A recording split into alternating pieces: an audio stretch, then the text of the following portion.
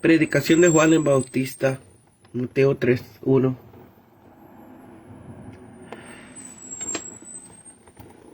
En aquellos días se presentó Juan el Bautista predicando en el desierto de Judea y diciendo: arrepentíos, porque el reino de los cielos se ha acercado. Pues este es el anunciado por medio del profeta Isaías. Voz de uno que grita en el desierto: preparad el camino del Señor, enderezad sus sendas. El mismo Juan tenía el vestido hecho de pelos de camello y un cinto de cuero alrededor de su lomo, y su comida eran langostas y miel silvestre, y acudían a él de Jerusalén, de toda la Judea y de toda la religión de alrededor del Jordán, y eran bautizados por él en el Jordán, confesando sus pecados. Al ver él que muchos de los fariseos y de los saduceos venían a su bautismo, le decían: engendrado de víbora, ¿quién os mostró cómo huir de la ira venidera? Haced pues frutos dignos de arrepentimiento, y no penséis que basta con decir en vuestro interior: tenemos por padre a Abraham, porque yo os digo que Dios puede levantar hijos a Abraham aún de estas piedras. Y ya está puesta el hacha a la raíz de los árboles. Por tanto, todo árbol que no produce buen fruto es cortado y arrojado al fuego. Yo a la verdad os bautizo en agua para arrepentimiento, pero el que viene detrás de mí, cuyo calzado yo no soy digno de llevar, es más poderoso que yo. Él os bautizará en Espíritu Santo y fuego. Su bieldo está en su mano y limpiará con esmero su era. Recogerá su trigo en el granero y quemará la paja con fuego inextinguible.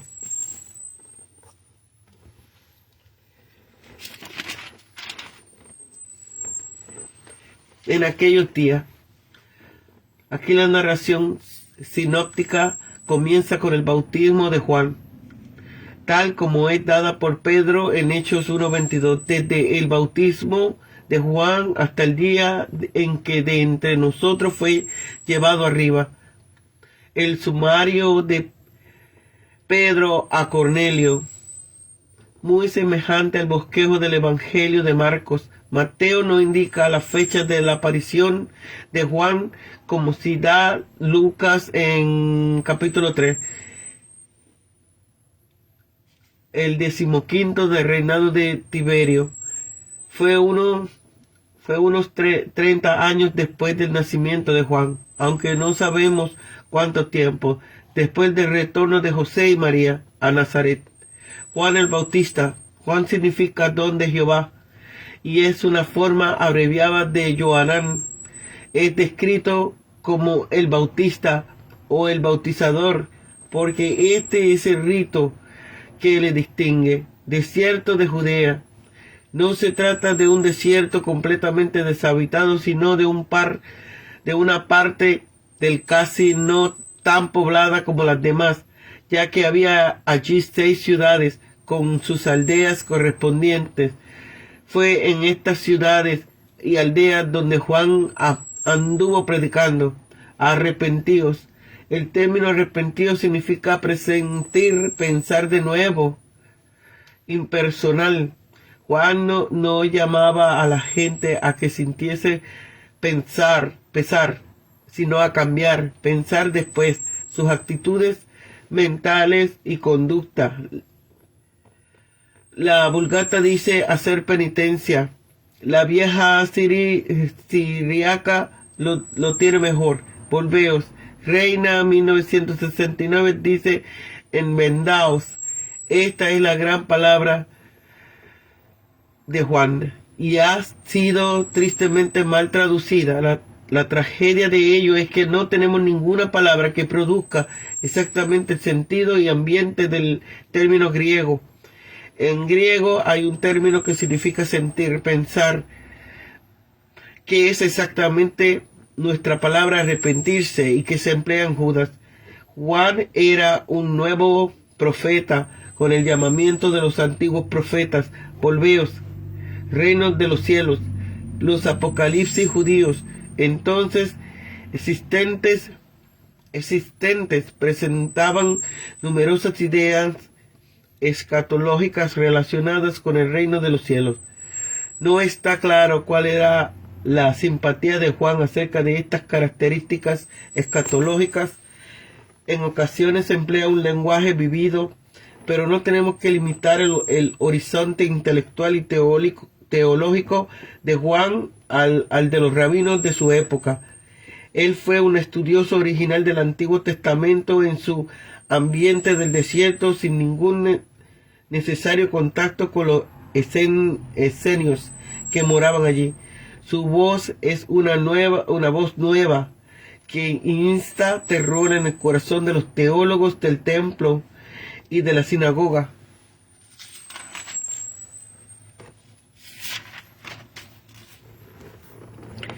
Enderezar sus sendas. En aquel tiempo y en la nación de Israel, todo estaba fuera de lugar. La gente en general estaban extremadamente orgullosa de sus privilegios, pero insensible al pecado. Y aunque humillada por la providencia divina bajo el yugo extranjero, hecha una provincia romana, no eran humildes. Entonces Juan es enviado para rebajar estas montañas y echar abajo la alta opinión que tenían de sí mismos. Los caminos del pecado y de Satanás son caminos torcidos para preparar el camino a Cristo. Las sendas deben ser enderezadas. Langostas, insectos volátiles parecidos a nuestros saltamontes, permitidos como limpios y muy apreciados entonces como alimento. Bautizados. Es probable que los judíos tuvieran el bautismo de prosélitos, como muestra Abraham, pero este rito se empleaba para los gentiles que aceptaban al judaísmo. Juan estaba tratando a los judíos como gentiles al demandar el bautismo de ellos sobre la base del arrepentimiento. Juan lo purificó con agua en señal de que Dios lo limpiaría de todas sus iniquidades, dando a entender con esto que por naturaleza y costumbre todos estaban contaminados y no podían ser recibidos en el pueblo de Dios, a menos que fueran lavados de sus pecados en el manantial que Cristo iba a abrir. Engendro de víboras. Jesús empleará el mismo lenguaje para describir a los fariseos. Juan vería frecuentemente nidos de serpiente por las rocas, y cuando se desataba un fuego huían deslizándose rápidamente. Hacía sus madrigueras para ponerse a salvo. Juan no injurió ni habló mal, sino a los fariseos y a saduceos, los cuales en aquel tiempo en el pueblo hebreo tenían la costumbre de la santidad de sus ceremonias, con las que vivían diferenciando de los otros hombres del pueblo. Ira venidera no era meramente para los gentiles, como suponían los judíos, sino para todos aquellos que no tuvieran preparados para el reino de los cielos, frutos dignos.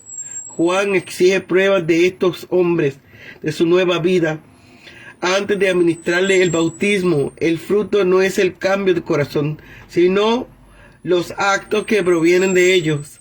Por parte de Juan era un acto valeroso retar como indignos a aquellos mismos que se presentaban como jueces y conductores del pueblo judío. Puesta el hacha. Cuán poco es el tiempo que les queda. Llevan la marca de la destrucción y solo pueden evitarle mediante un pronto y sincero arrepentimiento, más poderoso que yo. Juan a la verdad era grande a los ojos de Dios, sin embargo se tiene a sí mismo por digno, no cualificado, no idóneo, del servicio más bajo que un esclavo podía prestar a su amo. Llevarle las sandalias. Nadie mejor que los santos pueden percatarse de la propia indignidad. Para los ministros fieles de Dios es un consuelo saber que Cristo es es más poderoso que ellos, pues así se puede manifestar la naturaleza del Señor a través de las debilidades de ellos. Espíritu Santo y fuego. Solo el poder purificador y limpiador del Espíritu Santo puede producir la pureza de corazón y los santos efectos que acompañan a la salvación. Cristo es quien bautiza con el Espíritu Santo. Esto hizo con los extraordinarios dones del Espíritu Santo enviados a los apóstoles. Esto hace con la gracia y consolación del Espíritu Santo dado a quienes le pide. Su bieldo está en su mano. El templo, tipo de la iglesia, fue edificado sobre una era. En el suelo de esta era había mezcla de trigo y paja. Los verdaderos creyentes son como el trigo.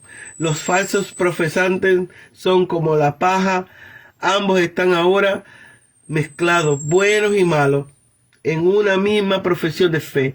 Pero llegará el día en que Cristo limpiará con esmero su era y el trigo quedará separado de la paja. Recogerá el trigo en el granero y quemará la paja en el fuego inextinguible. El cielo es el granero en el que Cristo recogerá a los suyos, sin que se les pierda un solo grano, y allí no habrá paja entre ellos. La paja será quemada en el fuego inextinguible, que es el infierno o lago de fuego que arde con azufre. Como todos los profetas, cuando vio el futuro en un solo plano, sin la perspectiva de los distintos niveles de cumplimiento, a la manera como se dibujaban los cuadros de la antigüedad en sus supersticiones, se dibujaban los cuadros de planos. Así extendió la profecía Isaías 61:3. En un solo plano, sin distinguir la proclamación del año de la buena voluntad de Jehová, del día de la venganza de nuestro Dios, como el intervalo de miles de años entre los dos eventos, la primera venida del Señor en estado de humillación y la segunda venida con poder. De ahí la especie de decepción de Juan sufrió ya en la cárcel cuando vio que Jesús se mostraba compasivo con los pecadores, por no aplicaba el hacha ni esgrima el bieldo.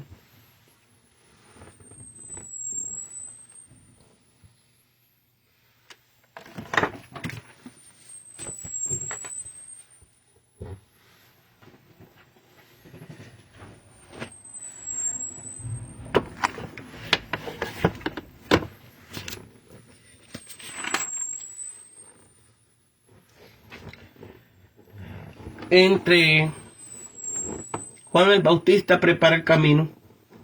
Entre los capítulos 2 y 3 hay un intervalo de 29 años que Mateo no menciona.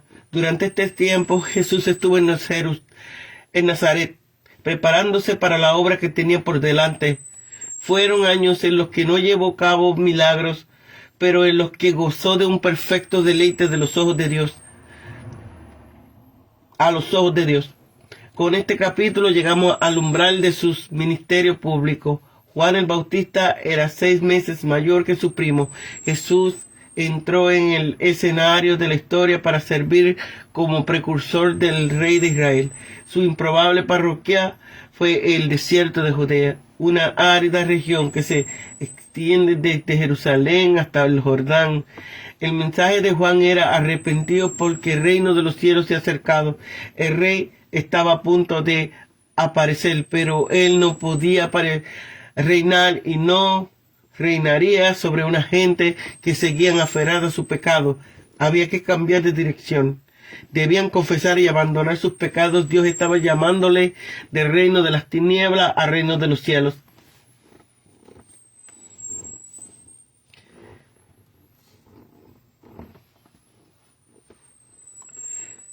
Volviendo a la exposición de Mateo 3, observamos que el ministerio preparatorio de Juan había sido profetizado por Isaías a lo largo de 700 años antes de su tiempo.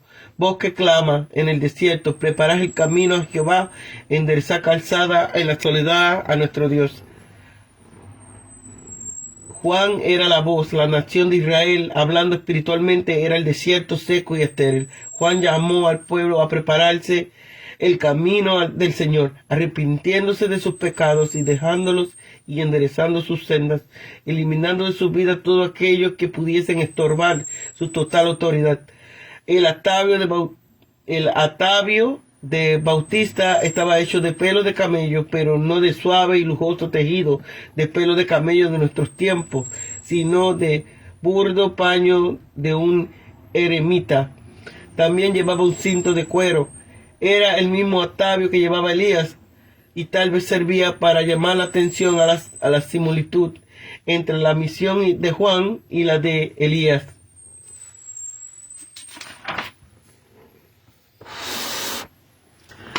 Juan comía langostas y miel silvestre, la dieta de subsistencia de alguien tan entregado a su misión que las comodidades y placeres normales de la vida quedaban relegados al olvido. Debía ser una experiencia profundamente avergonzante encontrarse con Juan, un hombre que no se cuidaba de ninguna de las cosas para las que generalmente vive la gente. Su entrega a la realidad espiritual tiene que haber hecho consistente a otros los pobres que eran. Su propia renuncia consistía en punzante reproche al espíritu mundano de la época. Las personas acudían en masa a oír de Jerusalén, de toda la Judea y de toda la región de Transjordania. Algunos de los oyentes respondían a su mensaje y eran bautizados por él en el Jordán, con lo que venían a decir que estaban listos para dar toda su lealtad y obediencia al Rey venidero. En el caso de los fariseos y saduceos la cosa cambiaba. Cuando fueron a escucharle, Juan supo que no eran sinceros. Reconoció su verdadera naturaleza. Los fariseos profesaban gran devoción a la ley, pero interiormente eran corrompidos, sectarios, hipócritas y pretendían una justicia que no tenían. Los saduceos eran aristócratas sociales y escépticos religiosos que negaban doctrinas básicas como la resurrección del cuerpo, la existencia de los ángeles, la inmortalidad del alma y el castigo eterno.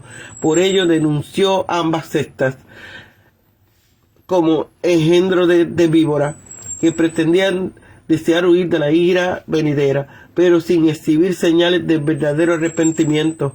Le exhortó a que demostrasen su sinceridad, dando frutos dignos de arrepentimiento.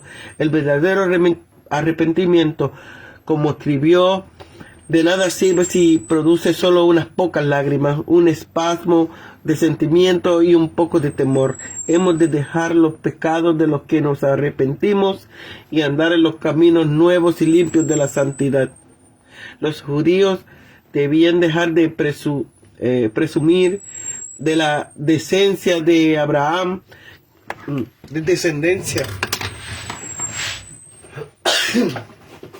Perdón.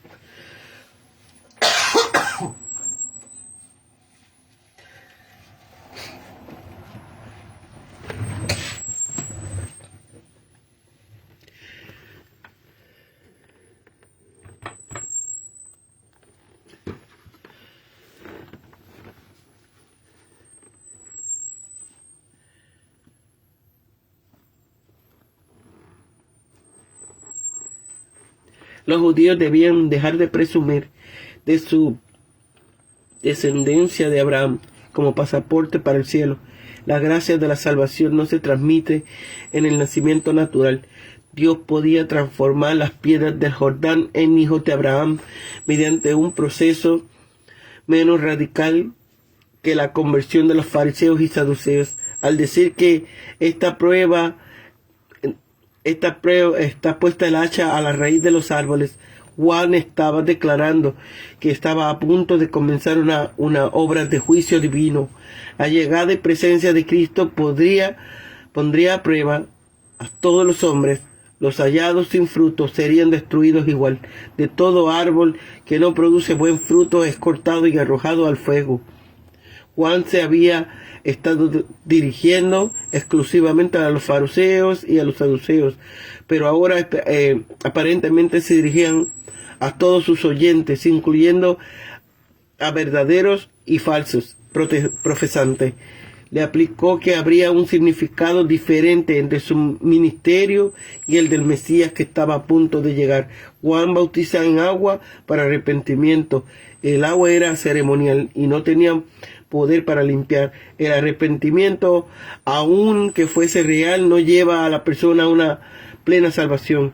Juan contemplaba este ministerio como preparatorio y parcial. El Mesías eclipsaría totalmente a Juan. Él iba a ser más poderoso, más digno. Su obra alcanzaría más allá, porque Él los bautizará en Espíritu Santo y fuego. El bautismo en Espíritu Santo es distinto del bautismo con fuego. Lo primero es el bautismo de la bendición, lo segundo de juicio. El primero tuvo lugar en Pentecostés, el segundo es aún futuro. El primero lo disfrutaban los verdaderos creyentes en el Señor Jesús. El segundo será la parte de todos los incrédulos. El primero sería para aquellos israelitas cuyo bautismo era una señal externa de un arrepentimiento interno. El segundo para los fariseos, saduceos y todos aquellos que no diesen evidencias de un verdadero arrepentimiento. Algunos enseñan que el bautismo con que Espíritu Santo y bautismo con fuego son el mismo acontecimiento. Esto no podría referirse al bautismo con fuego, a las lenguas de fuego que aparecieron cuando fue derramado el Espíritu de Pentecostés. A la luz del versículo 12 que identifica el fuego con juicio, probablemente no es así. Inmediatamente después de su referencia al bautismo de fuego, Juan habla de juicio. Se describe al Señor como utilizando un bieldo para echar el grano trillado al viento. El trigo, los verdaderos creyentes, caen directamente al suelo y es guardado en el granero. En cambio, la paja, los incrédulos, es arrastrada a una corta distancia por el viento y luego es recogida y quemada con fuego inextinguible. El fuego significa juicio. Y por cuanto este versículo es una amplificación del versículo 11, es razonable llegar a la conclusión de que el bautismo con fuego es un bautismo de juicio.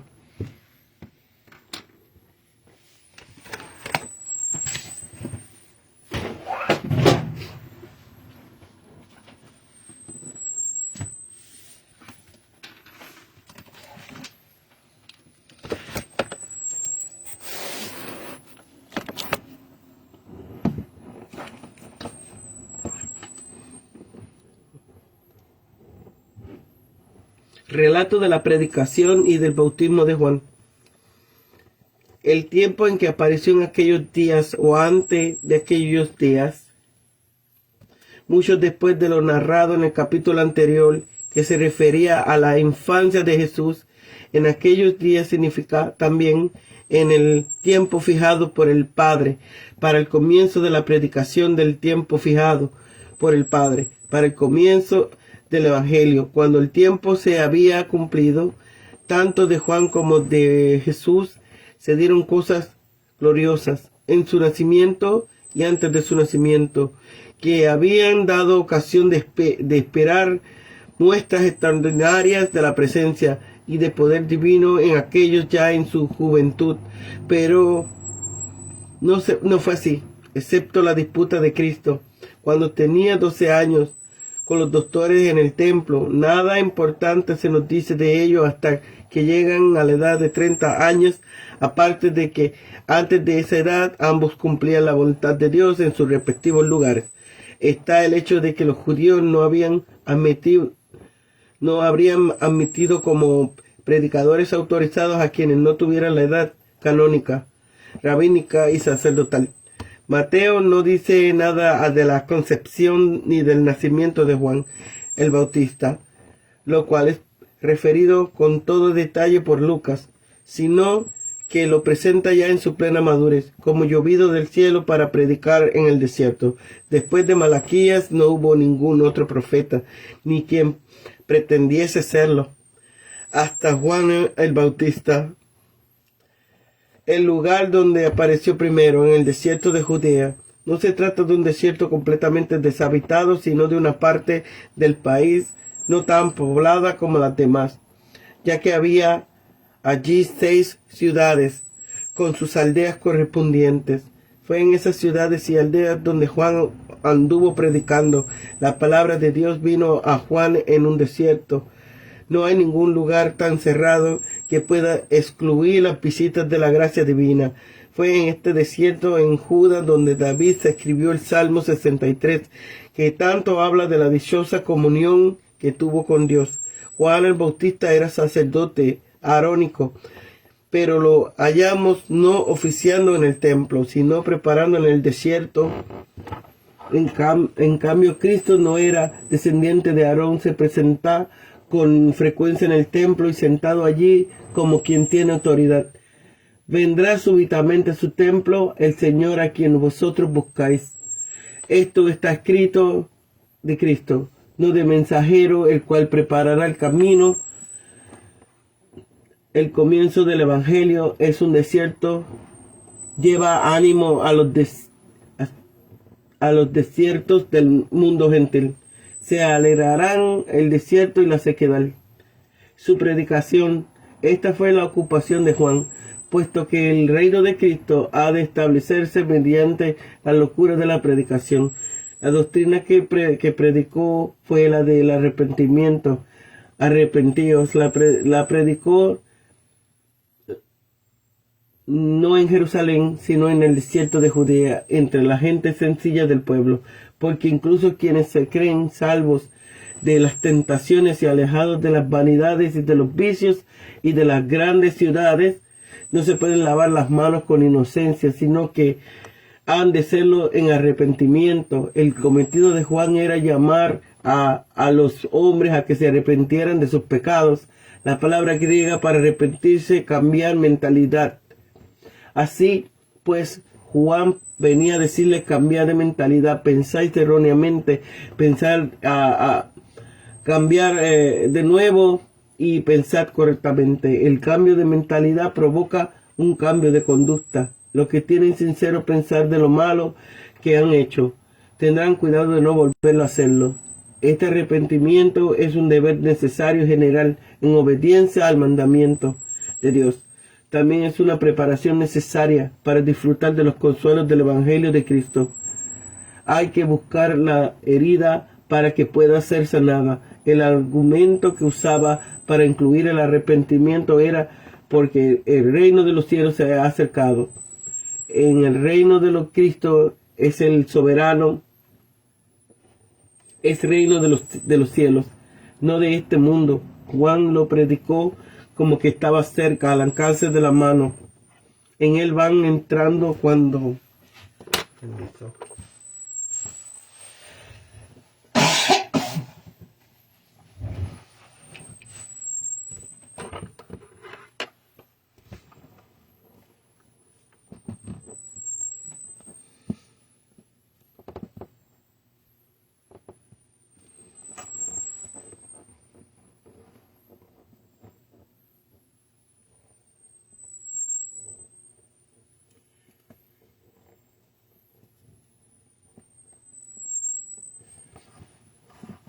se cumplió en la profecía.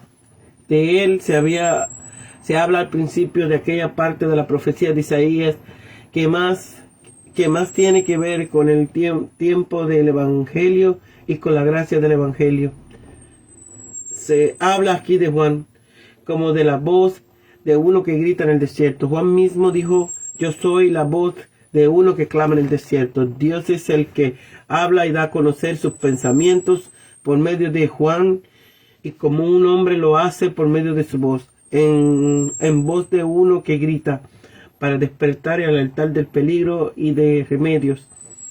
Cristo es llamado el Verbo vivo, distinto, articulado y con mensaje instructivo y salvador.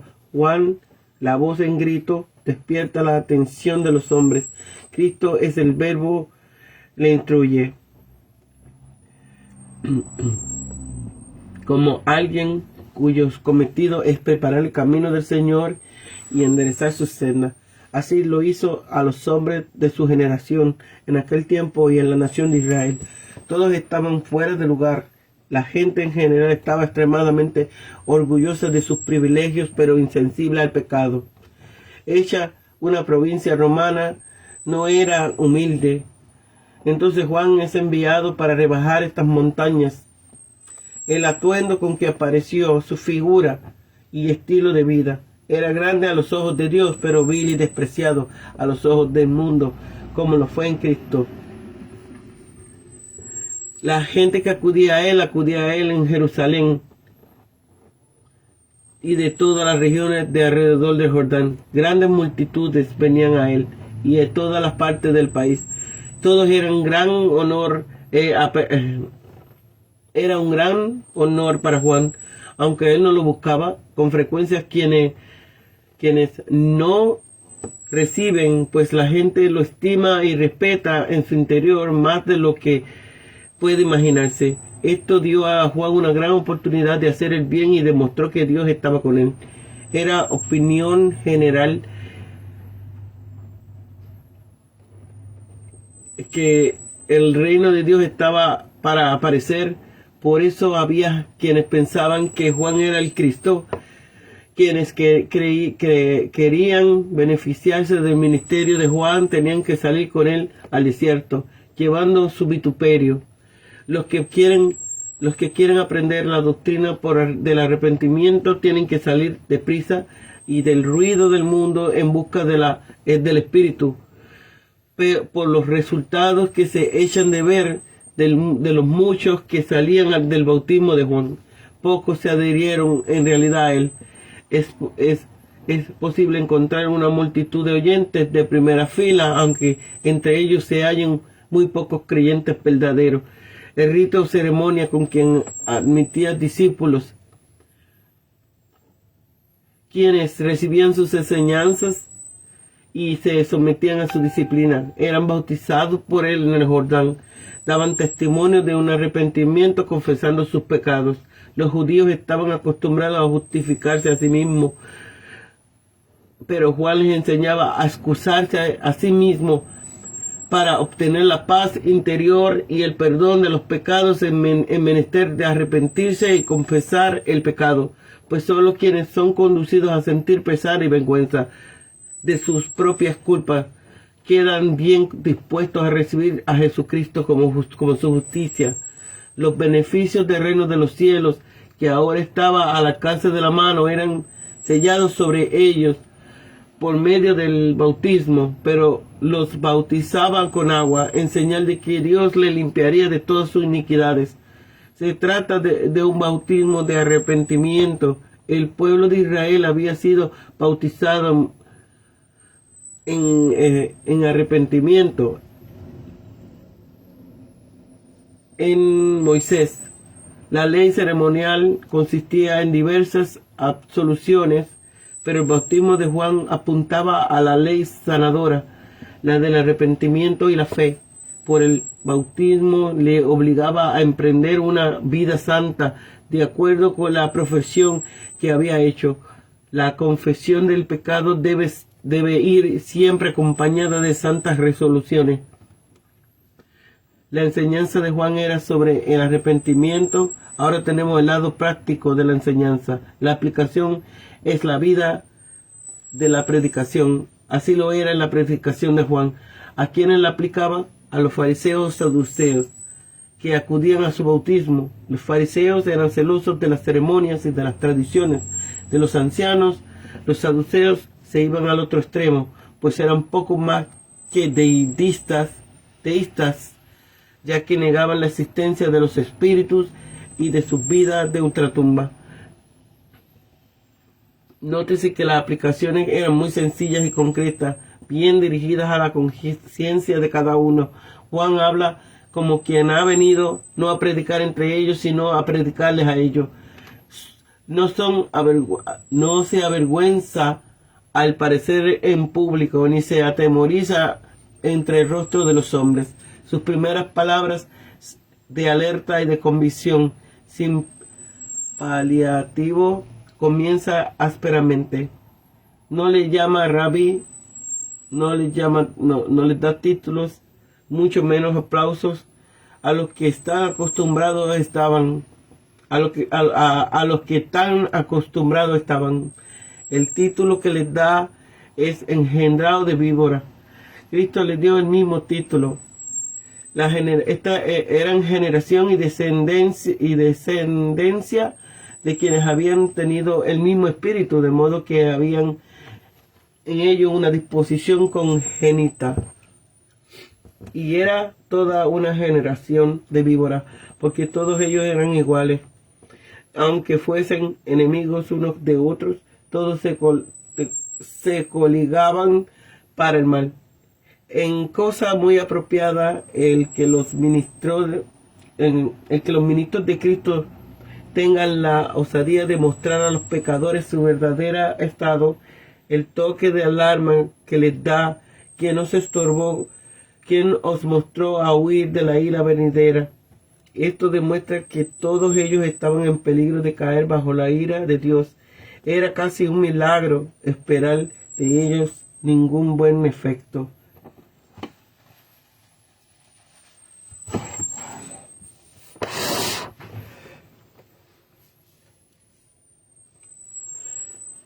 Si les dijera que os trae acá, ¿quién podría pensar en veros aquí? ¿Quién os ha asustado de tal forma que venís a buscar el reino de los cielos? Hay pues una ira que está llegando. La preocupación primordial de cada uno de nosotros debe ser huir de esa ira. Es una maravillosa misericordia el que se nos advierta tan amorosamente a que huyamos de esa ira. Pensemos bien, ¿quién nos da este aviso? Nos avisa el mismo Dios, que no se deleita en nuestra ruina. Tales advertencias asustan a veces a quienes parecen haber permanecido mucho tiempo endurecidos en su falsa seguridad y en la buena opinión que tenían de sí mismos. Hay también una palabra de exhortación y de instrucción: haced frutos dignos de arrepentimiento. Muestra un sincero arrepentimiento. Haced pues y dar a entender que si profesasen estar arrepentidos y querían recibir el bautismo, han de demostrar evidencia de ello en una realidad en su corazón. Porque el arrepentimiento, como la fe, se concibe en el corazón. Ahí ha de estar la raíz, pero en vano podemos pretender que poseemos una buena raíz si no damos los frutos correspondientes. Por eso no merecen el nombre ni el privilegio de penitentes los que se dice que se sienten pesar por sus pecados y sin embargo continúan cometiéndolo. La fe y el arrepentimiento no son actos pasajeros, sino actitudes habituales de las personas. Una vida contraria evidencia la falta de ello. Sigue una palabra de precaución para que no confíen en sus privilegios externos. No penséis que basta con deciros en vuestro interior: tenemos por padre Abraham. Siempre que el pecador se sienta con la palabra de Dios, antes de que el Espíritu Santo lo humille, convenciéndolo de pecado, tiende a escucharse tras pretextos y excusas, venciéndolo del pecado. Cualquiera que al escuchar el mensaje del Evangelio no se decide resueltamente dejar el pecado y vivir una vida santa, es porque abriga objeciones o falsas excusas con las que cubre su apego al pecado y a su falta de decisión. El enemigo de las almas cobra muchas victorias al engañar a los hombres con la idea falsísima de que la santidad está reñida con la felicidad y que el seguimiento de Cristo es un camino penoso y triste. Pero Dios ve lo que pensamos en nuestro interior y su palabra nos descubre con el poder de su Espíritu la vanidad de nuestros pensamientos. Así Juan le muestra a los fariseos y saduceos cuál es su falsa pretensión. Nosotros somos hijos de Abraham, no somos pecadores como los gentiles. ¿O qué nos vienen esos a nosotros? Ningún mensaje puede hacernos bien a menos que lo tomemos como personalmente dirigido a nosotros. Es muy corriente aplicar el mensaje al vecino como si quisiéramos justificarnos con los pecados ajenos. A los tales Juan le advierte: no penséis que porque ser descendientes de Abraham no necesitan arrepentiros, como si no tuvieran que cambiar vuestra mentalidad ni vuestra conducta. No os va a pasar nada malo, aunque no os arrepintáis.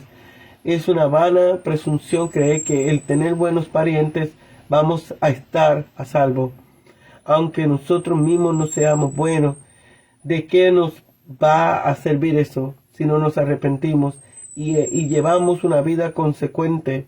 Hay muchos que, por desgracia, apoyándose en prácticas exteriores y en su asidua asistencia a los cultos, quedan fuera del reino de Dios por falta de disposiciones interiores. Cuán insensata y sin fundamento era dicha pretensión. Pensaba que al ser linaje de Abraham era la única gente que tenían a Dios en este mundo. Juan les muestra la necesidad de tal pretensión. Yo os digo, contra los que vosotros podáis decir o pensar en vuestro interior, que Dios puede levantar hijos a Abraham aún de las piedras. Estaba entonces Juan bautizando en el Jordán, en Betabara, que significaba la casa del paso, porque allí había pasado los israelitas el Jordán en aquel tiempo Josué, y allí estaban las 12 piedras, una por cada tribu, que José había dejado como memorial. Es probable que Juan apuntase a esa piedra de la que Dios podía levantar, no solo en presentación, sino en realidad, las 12 tribus de Israel. Dios no tiene excepción de personas, y por otra parte es suficiente poderoso para convertir convertir en hijos suyos a los hombres de corazón más empedernidos.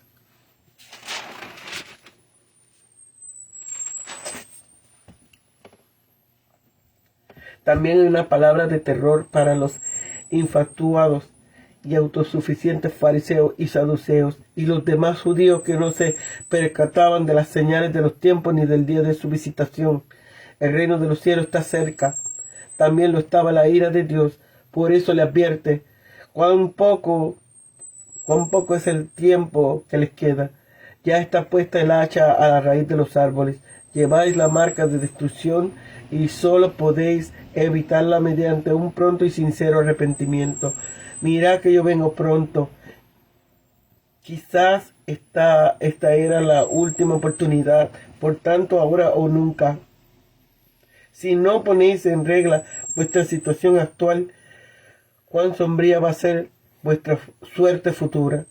Con el hacha puesta en la raíz, todo árbol que